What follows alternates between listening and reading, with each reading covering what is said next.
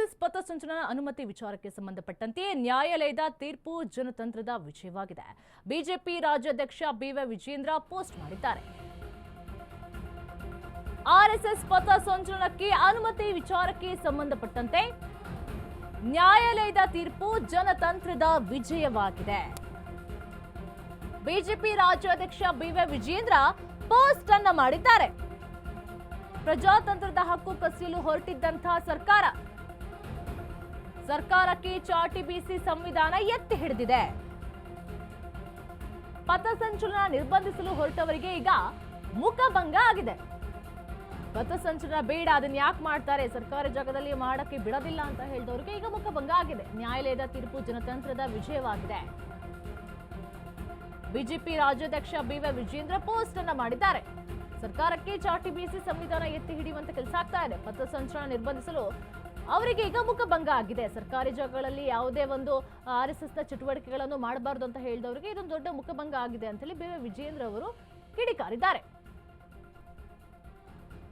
ಪಥಸಂಚಲನ ನಿರ್ಬಂಧಿಸಲು ಹೊರಟವರಿಗೆ ಇದು ಮುಖಭಂಗ ಆಗಿದೆ. ಆರ್ಎಸ್ಎಸ್ ನ ಬಗ್ಗೆ ಅವರಿಗೆ ಇತಿಹಾಸನೇ ಗೊತ್ತಿಲ್ಲ. ಆರ್ಎಸ್ಎಸ್ ಬಗ್ಗೆ ಏನ್ ತಿಳ್ಕೊಂಡು ಅವರು ಈ ರೀತಿಯಾಗಿ ಮಾತನಾಡ್ತಾ ಇದ್ದಾರೆ. ಇದೊಂದು ದೊಡ್ಡ ಮುಖಭಂಗ ಆಗಿದೆ.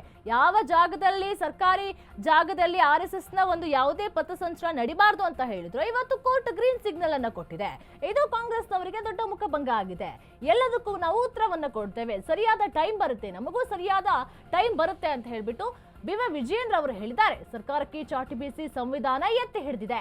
ನ್ಯಾಯಾಲಯದ ತೀರ್ಪು ಜನತಂತ್ರದ ವಿಜಯವಾಗಿದೆ. ಸಮಾಜ ಸೇವೆ ಮಾಡುವಂತ ಆರ್ಎಸ್ಎಸ್ ನನ್ನ ಯಾಕೆ ಬೇಡ ಅಂತ ಹೇಳ್ತಾರೆ.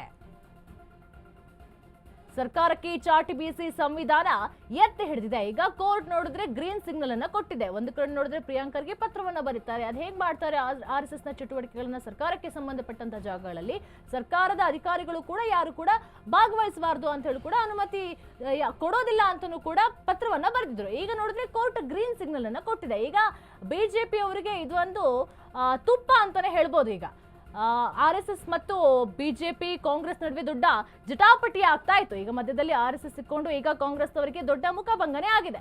ಈಗ ನ್ಯಾಯಾಲಯದ ತೀರ್ಪು ಜನತಂತ್ರದ ಪರವಾಗಿದೆ. ನಾವು ಇದ್ರ ಬಗ್ಗೆ ಹೋರಾಟವನ್ನ ಮಾಡ್ತೇವೆ. ಸರ್ಕಾರಕ್ಕೆ ಚಾಟಿ ಬೀಸಿ ಸಂವಿಧಾನ ಎತ್ತಿ ಹಿಡ್ತಾ ಇದೆ. ಪಥಸಂಚಲನವನ್ನ ನಿರ್ಬಂಧಿಸಲು ಹೊರಟವರಿಗೆ ಇದೊಂದು ದೊಡ್ಡ ಮುಖಭಂಗ ಆಗಿದೆ.